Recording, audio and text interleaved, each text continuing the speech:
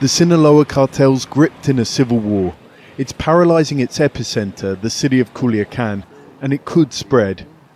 It's the most serious conflict for 15 years in one of the most powerful criminal groups in Mexico. But the genesis of this war was almost 2 months ago, a plot straight out of a film. It all starts on the morning of the 25th of July with a meeting at this ranch. One of the attendees, a 76-year-old man with a $15 million bounty on his head. His name is Ismael Zambada, but he was better known as El Mayo, one of the founding members of the cartel.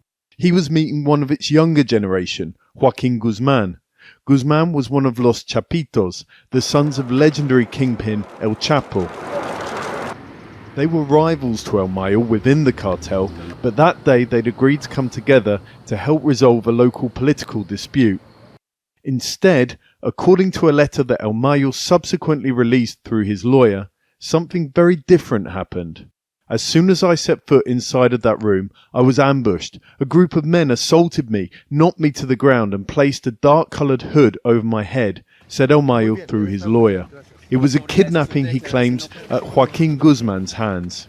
El Mayo says that he was then handcuffed, put in the back of a truck and then driven about 25 minutes to this airstrip where he was bundled into a plane. The airstrip's hidden in rural Sinaloa.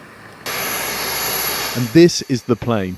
It took both Joaquin Guzman and El Mayo, he says restrained with zip ties, to El Paso, Texas. US agents were waiting for them. Guzman was turning himself in, allegedly using El Mayo as a present to US authorities to get a better deal. Guzman's lawyer denies any such deal. Some journalists question El Mayo's letter's version of events. Would he really have been kidnapped after evading capture for decades?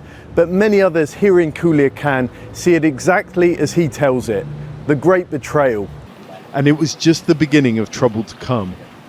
Over 2 months, El Mayo's son, Ismael Zambada Siqueiros, reportedly made alliances and gathered forces to start a war against the remaining Chapitos. On 9th September, it began. So far, the fights claim more than 50 dead. Meanwhile, El Mayo and Joaquin Guzman are both awaiting trial in the United States on drug trafficking and other charges. John Holman, Al Jazeera, Culiacan. Make sure to subscribe to our channel to get the latest news from Al Jazeera.